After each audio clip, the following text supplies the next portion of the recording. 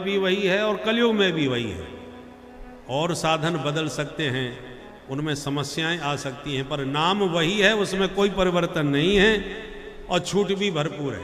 कैसे भी जपो, कोई भी जपो, उसमें भी कोई व्यवधान नहीं है कि अमुक जप है, अमुक को अधिकार नहीं है, ऐसा कुछ नहीं है। म्लेच्छ भी जप सकते हैं, हरि के नाम में सब में सभी अधिकृत हैं, कोई पक्षपात नहीं है।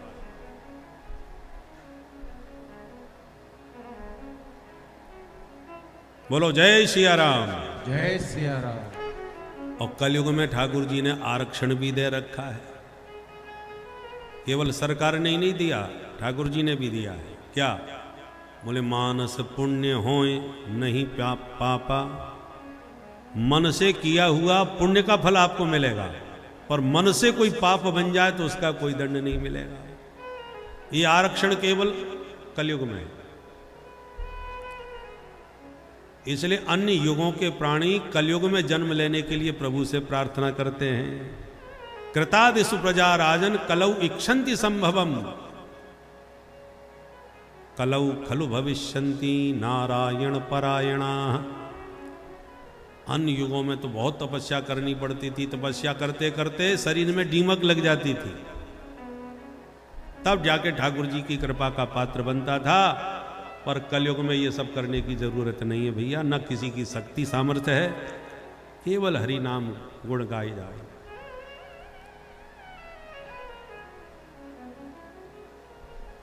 और ये आरक्षण केवल कलयुग में। और इसलिए भगवान भोलेनाथ की आराधना करते समय भगवान शंकर कहते हैं, शंकराचार्य जी महाराज, कि भोले बाबा आपके लिए भव्य मंदिर बनवा सकूं मेरी सामर्थ्य नहीं है, इसलिए मैंने इस देह को आपका ही देवालय बना लिया है।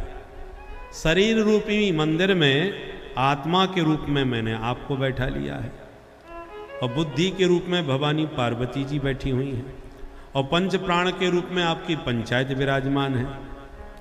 और मैं आपकी पूजा कैसे करता हूँ? सुबह से शाम तक जो भी खाता पीता हूँ, यही आपके पूजन की सामग्री है जो इस मंदिर के भीतर चढ़ाता रहता हूँ। और दिन भर में जो बातें करता हूँ यही आपकी स्तुति पाठ हैं, और जो घूमता फिरता हूँ यही आपकी परिक्रमा लगाता हूँ, और जब तान दुपट्टा सो जाता हूँ तो यही आपकी समाधि लगा लेता हूँ। इसलिए हे भोलेनाथ, इस शरीर से मैं जितने भी कर्म करता हूँ ये सब आपकी आराधना है, मैं अपने लिए कुछ नहीं कर रहा।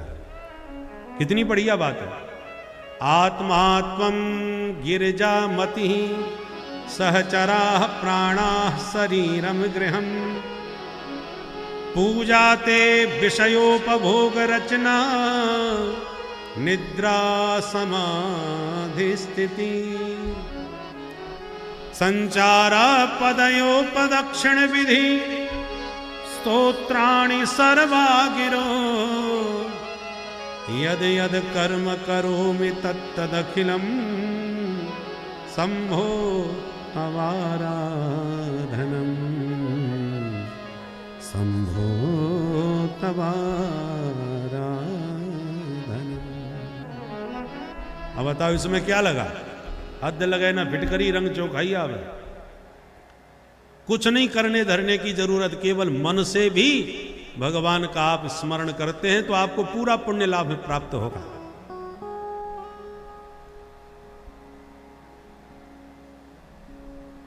इस गुण पर परीक्षित रीझ गए।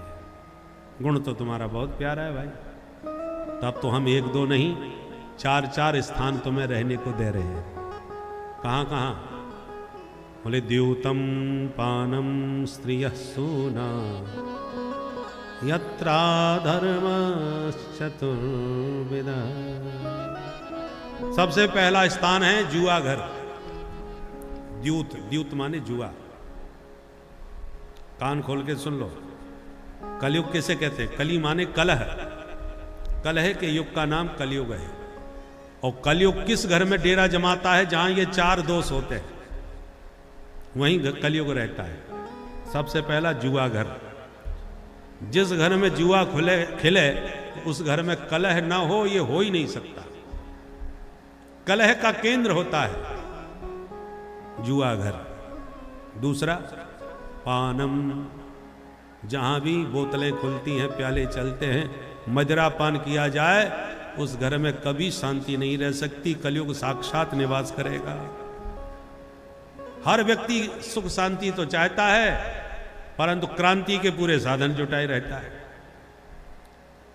तो अशांति कलयुग के प्रभाव से आती है, और कलयुग के ये केंद्र हैं। जहां जुआ घर होगा वहां रहेगा कलयुग, जहां मदिरापान किया जाएगा वहां कलह मचके ही रहेगा, कलयुग का झंडा बुलंद रहेगा।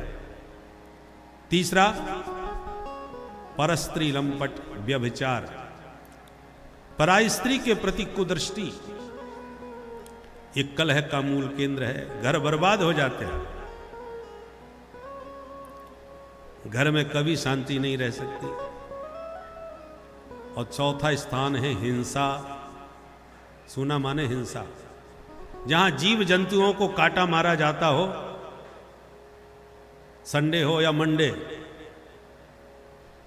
और जहां रोज खपते हैं अंडे, उस घर में शांति स्वप्न में भी नहीं हो सकती। क्योंकि जहां क्रूरता का तांडव मचाया जाता हो, जीव जंतुओं को काटा मारा जाता हो, उस घर में शांति कैसे हो सकती है? इसलिए जो घर में शांति चाहते हो, इन चार बातों से दूर रहो। द्योतम पानम स्त्रियः सूना। क्योंकि महाराज परीक्षित ने कहा ये चार केंद्र तुम्हारे रहने के हमने दिए। और कलयुग हाथ जोड़ के बोला, महाराज जैसा यात्री वैसी कमरे। आपने मेरे दोषों पर दृष्टि रखी और ऊट पटांग रहने की स्थान दे दिए। अरे कम से कम एक गुण मेरा अच्छा लगा आपको, तो एक स्थान तो बढ़िया सा दो हमको। अच्छा बोलो क्या चाहते हो? तो पुनश्च याचमानाय जात रूप मदात प्रभो। बोले सरकार मुझे केवल स्वर्ण में निवास और मिल जाए।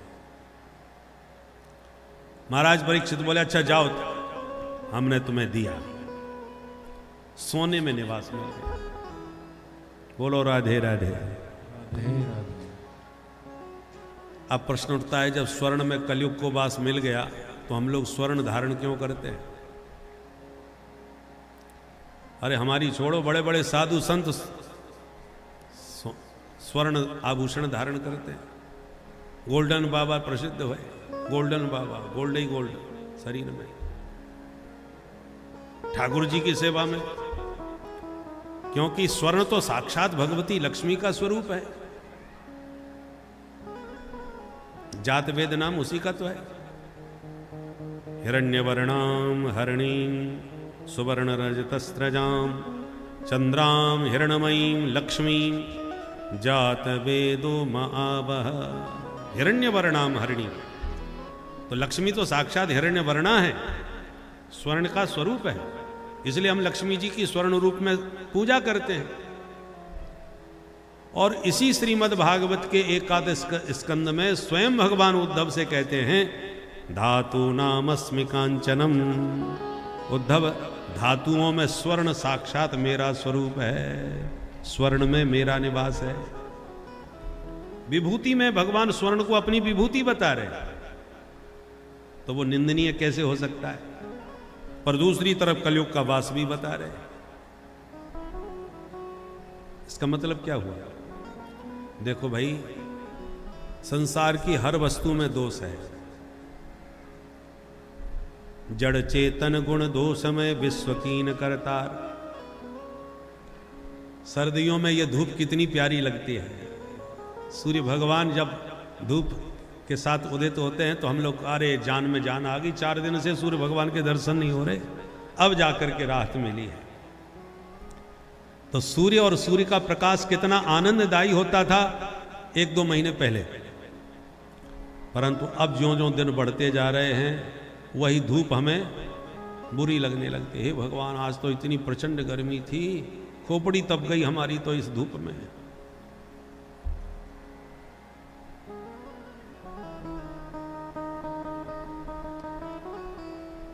तो जो धूप गुणकारी थी, आनंददायी थी, वही अब कष्टदायी बन गई। गुण दोष दोनों होते हैं हर चीज में। जो पहले आनंद देने वाली थी वो कष्ट देने वाली हो गई अब धूप। ब्रक को तरन तज सहसो किरण कर ज्वालन के ज्वाल विकरात बरसत है। तपति धरन जग जरत झरन सीरी छाहों को पकड़ पंथी पंक्षी विरमत है। धूप के मारे रास्ता गिर और पंक्षी भी कहीं न कहीं छाहों को ढूंढते रहते हैं। कितना भयानक वही धूप हमको खतरनाक बन जाती है। तो गुण दोष से संसार भरा है। हर वस्तु गुणकारी भी है और उसमें कोई ना कोई दोष भी होता है। ऐसा ही स्वर्ण में और संपत्ति में समझो। यही धन संपत्ति यदि भगवत सेवा में आती है तो यह गुणकारी है। लक्ष्मी से ही नारायण की सेवा पूजा होती है, समाज की सेवा होती है, राष्ट्र की सेवा होती है। पैसा नहीं है तो कुछ नहीं। समाज की सेवा भी धन से करो, राष्ट्र की सेवा धन से करो। लक्ष्मी जी की कृपा से क्या नहीं कर सकते आप। साधु संतों के भंडारे आश्रमों में सेवा करो, साधु संतों का भी आशीर्वाद मिलेगा। सब लक्ष्मी जी की ही कृपा है। पर यही धन जब किसी को कष्ट दे करके, सता करके, अत्याचार करके कमाया जाता है तो यही धन दूषित हो जाता है। यही धन बुद्धि को भ्रष्ट करने लग जाता है। बेईमानी से घोटाले कर करके, राष्ट्र को धोखा दे करके जब धन आता है तो आपकी बुद्धि को भी भ्रष्ट करता है, आपकी संतति को भी विकृत बनाता है। तो गुण दोष तो दोनों हैं धन में। बोलो जय सिया राम। जय सिया राम।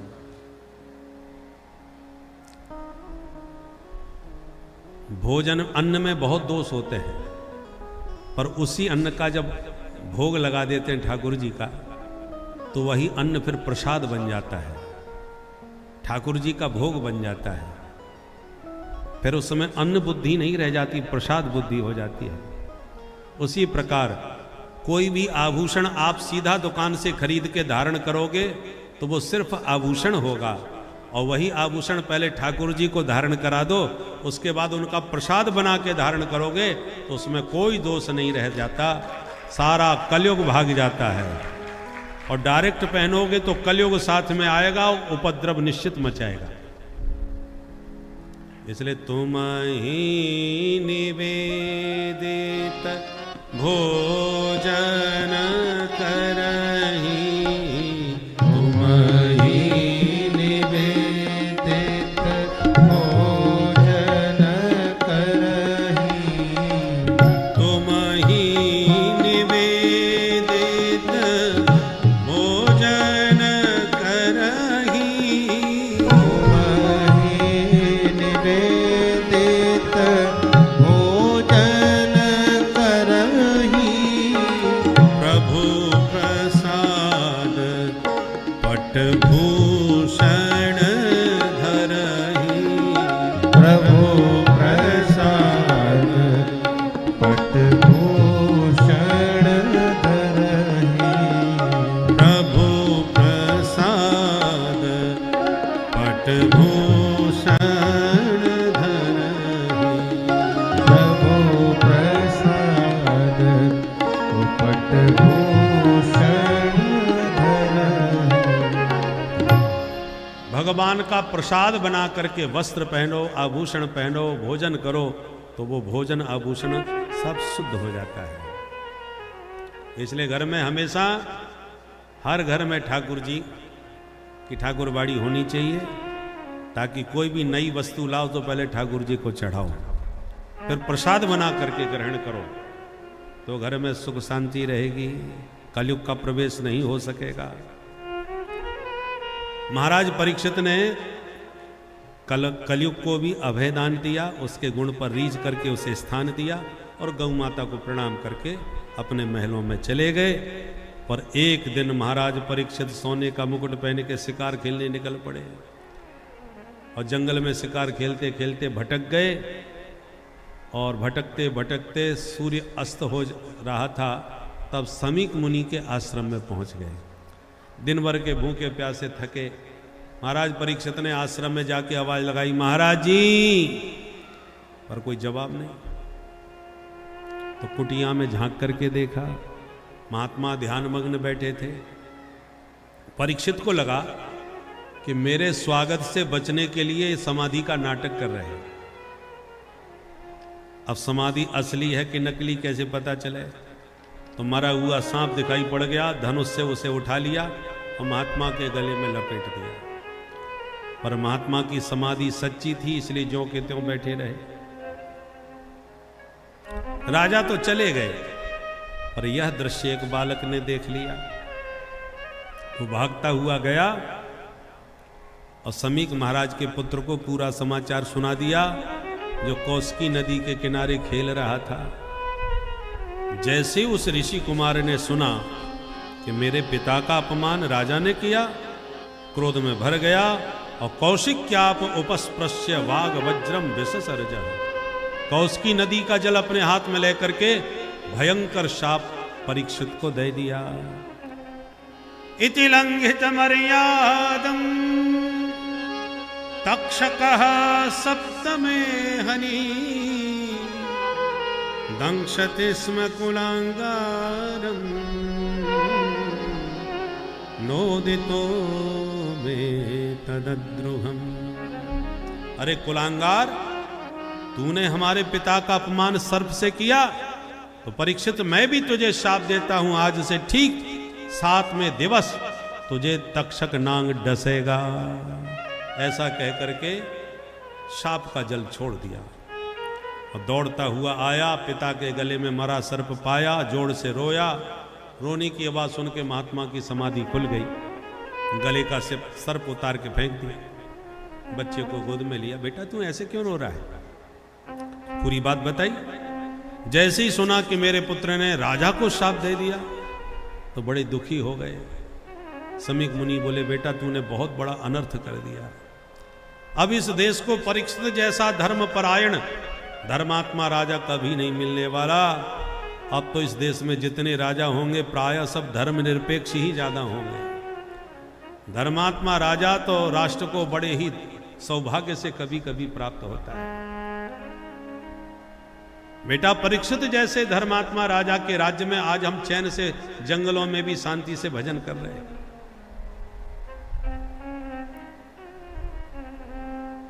तुरंत अपने शिष्य को भेज के परीक्षित को इस घटना से अवगत कराया। परीक्षित को जैसी पता चला कि 7वें दिन मेरा मरना पक्का है, तत्काल अपना सर्वस्व त्याग करके अनशन व्रत लेके आत्मग्लानि से पश्चाताप से भरे हुए परीक्षित गंगा के किनारे सुख तीर्थ में जाके बैठ गए। हजारों महात्मा दौड़ दौड़ के उनके पास आने लगे। अत्रिर्वसिष्ठश्च वनः शरदवान अरिष्टनेमिरे भृगुरंगिराश्च पराशरो गादितो सुतोतराम उतत्य इंद्र प्रमदेद्मबाहो।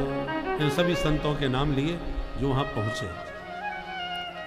परीक्षित ने सभी संतों को प्रणाम करके स्वागत किया, अभिनंदन किया और कहा, महाराज मेरी समझ में नहीं आता कि मुझे शाप मिला है कि वरदान। इस मृत्युलोक में मरना तो सबको ही है, पर आज मेरी मृत्यु गंगा के किनारे इतने संतों के सानिध्य में होगी, इससे बड़ा सौभाग्य और क्या है। बस आप सभी संतों से एक ही प्रश्न करना चाहता हूं कि जिसकी मृत्यु अति निकट हो, ऐसे म्रियमाण मनुष्यों को क्या करना चाहिए। परीक्षित ये प्रश्न संतों से पूछ ही रहे थे कि अचानक उसी वक्त तत्राभवत् भगवान व्यासपुत्रो भगवान व्यासपुत्रो तत्राभवत् भगवान व्यासपुत्रो तत्राभवत् भगवान व्यासपुत्रो यदृक्षया मटमानो नपेक्ष यद्रक्षया मटमानो नपेक्ष अलक्षलिंगो निज लाभतुष्ट अलक्षलिंगो निज लाभतुष्टो व्रतश्च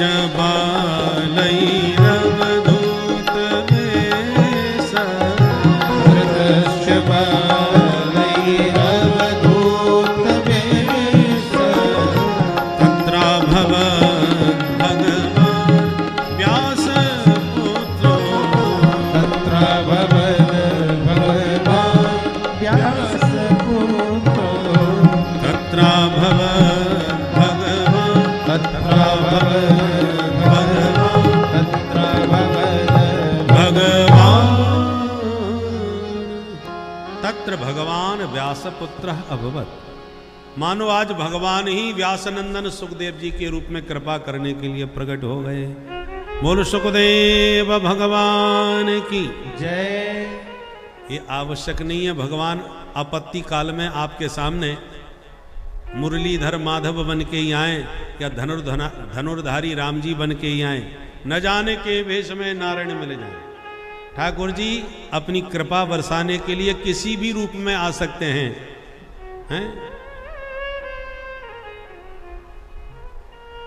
अनेक रूप रूपाय विष्णवे प्रभ विष्णवे। भगवान के अनेक रूप हैं, इन रूपों को पहचानना बहुत कठिन है। भगवान योगी बाबा बन के भी आ सकते हैं आप पर कृपा करने के लिए, भगवान बाबा बैरागी बन के आ सकते हैं। आपकी दृष्टि पहचानने की होनी चाहिए। इसलिए परीक्षित के सामने आज बाबा बैरागी श्री सुखदेव जी के रूप में साक्षात भगवान ही कृपा करने के लिए आए हैं। बोल सुखदेव भगवान की जय। जैसे ही सुखदेव जी आए, जितने संत बैठे थे सब उठ करके खड़े हो गए। परीक्षित समझ गए ये सामान्य महात्मा नहीं, उम्र तो 16 साल की, छोटे से बच्चे ही हैं, पर बड़े बड़े वयोवृद्ध महात्मा जिनके स्वागत में खड़े हो गए, इसका मतलब सामान्य नहीं है। इतने सुंदर थे सुखदेव जी महाराज, अवधूत बन के दिगंबर वेश में घूम रहे थे। इसलिए छोटे छोटे गांव के बच्चे इनको पागल समझ के नंगा बाबा पागल बाबा कह के ताली बचा के शोर मचा के पीछे पड़े हुए थे। और दूसरी ओर परम सुंदरियां इनकी सुंदरता पर मुग्ध होकर के इनके पीछे पड़ी हुई थी। पर सुखदेव जी को कुछ भान नहीं कि कोई मेरा उपहास कर रहा है या कोई मेरे प्रति अनुराग रखता है। इन दोनों से परे सुखदेव जी अवधूत है। इसलिए परीक्षित ने सुंदर आसन दिया, पूजन किया, प्रणाम किया और कहा महाराज आप जैसे सिद्ध संतों का स्मरण करने से ही पाप साफ हो जाते हैं, और फिर आपके दर्शन मिल जाए, चरणोदक मिल जाए, फिर तो कहना ही क्या है। ये साम संस्मरणात् पुंसाम सद्यः शुद्ध्यन्ति वै गृहा किम पुनर्दर्शन स्पर्श पाद शौचासनादि।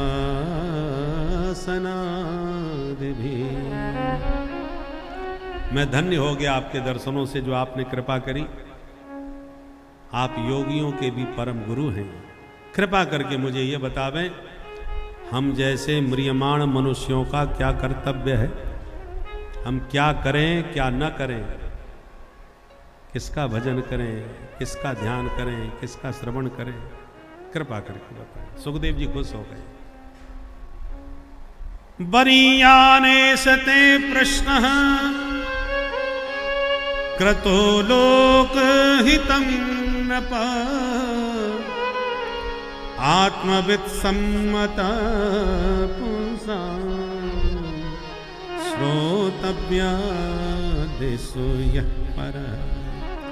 परीक्षित तुम्हारे प्रश्न बहुत सुंदर है, क्योंकि लोकहित की भावना से तुम्हारे ये प्रश्न हैं। संसार में मरने वाले सभी हैं, आया है सो जाएगा, राजा रंग फकीर। यहां पर कोई ना परमानेंट, सब जाने वाले हैं। परंतु जब हम किसी को मरता हुआ देखते हैं तो बैराग्य हमको भी थोड़ा सा चढ़ता है। कंधे पर लेकर जाते हैं, मरघट में फूंकते हैं, जब उसका शरीर जलने लगता है तो हमको भी सारी गीता कंठस्थ हो जाती है।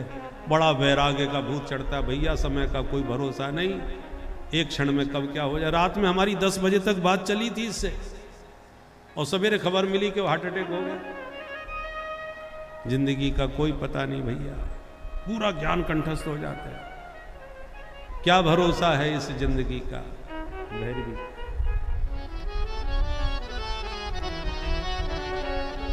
तो जब इसको कहते हैं